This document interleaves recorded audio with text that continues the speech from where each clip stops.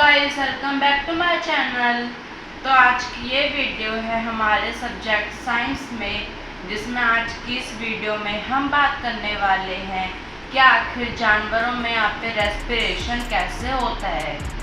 इंसानों का रेस्पिरेशन तो हमने समझ लिया, अब हम यहाँ पे एनिमल्स का रेस्पिरेशन भी समझेंगे, जिसमें आज हम 3 ही जानवरों की बात करेंगे।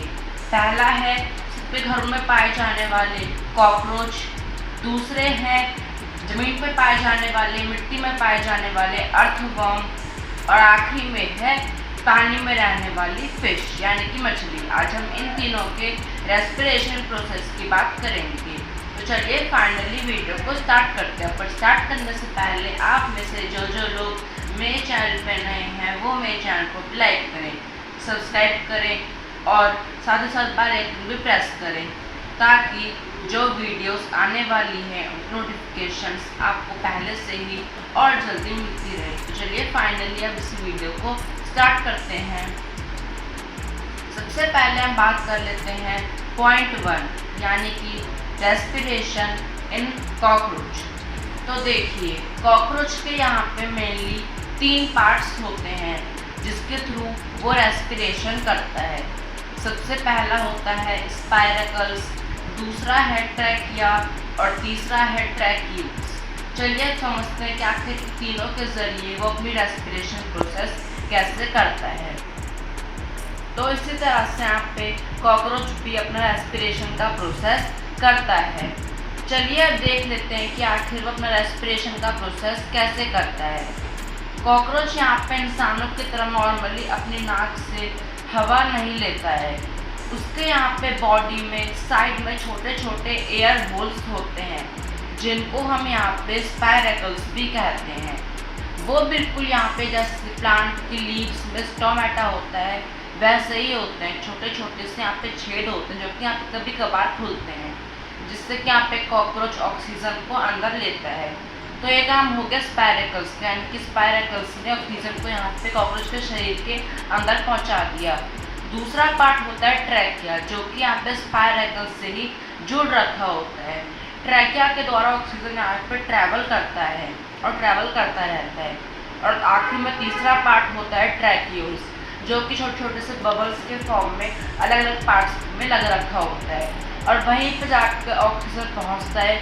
फिर ऑक्सीजन का प्रोसेस चलता है और फिर कार्बन डाइऑक्साइड जो बच जाता है वो यहाँ पे उल्टा ट्रैक्यूल से ट्रैकिया से स्पाइरकल से वापस इन छेदों से बाहर निकल जाता है। तो इस तरह कॉकरोच यहाँ पे जिंदा रह पाता है।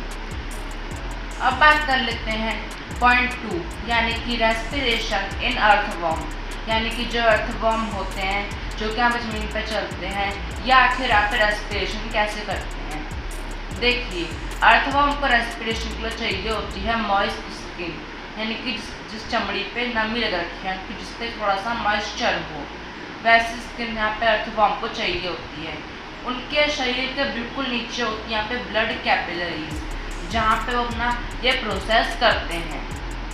और यहाँ पे उसके बहुत सारे यहाँ पे ब्लड कैपिलरीज होती हैं, उनके ऊपर मॉइस्ट स्किन होती है, तभी हमको यहाँ प्लेटफॉर्म थोड़े से चमकीले चमकीले से भी दिखाई देते हैं, जहाँ पे उनसे सूरज की रोशनी भी चमकती है। वो अपने उसे मॉइस्ट स्किन से ऑक्सीजन को अंदर एब्जॉर्ब करते हैं, और फिर अंदर एब्जॉर्ब करते करते फिर वो अपने उस ऑक्सीजन को यहाँ पे ब्लड कैपिलरीज तक पहुँचाते हैं, और फिर वहाँ पे अपना प्रोसेस चलता है और कार्बन डाइऑक्साइड फिर उसी मॉइस्ट स्किन से यहाँ पे बाहर निकल जाता है। तो इस तरह की यहाँ पे अर्थवर्म जिंदा रह पाते हैं। अब फाइनली बात कर लेते हैं अपने पॉइंट 3 की, यानी कि रेस्पिरेशन इन फिश, यानी कि आखिर मछलियों में रेस्पिरेशन कैसे होता है। तो देखिए, जैसे इंसानों के पास रेस्पिरेशन करने के लिए लंग्स होते हैं, वैसे मछलियों के पास रेस्पिरेशन करने के लिए गिल्स होते हैं। जो मछलियाँ होती हैं वो पानी में जो डिसॉल्व्ड ऑक्सीजन होता है उसको डायरेक्टली अपने मुंह के द्वारा लेती हैं, और उनके साइड में यहाँ पे नेक के गिल्स लग रखे होते हैं, जो कि सिर्फ ऑक्सीजन को अपने अंदर एब्जॉर्ब करते हैं, बाकी पानी को यहाँ से बाहर निकाल देते हैं, और फिर बाद में वही गिल्स वापस से खुल के कार्बन डाइऑक्साइड को भी बाहर निकाल देते हैं, और ये प्रोसेस यहाँ पे चलता रहता है। तो इस तरह से फिश भी पानी के अंदर जिंदा रहती है।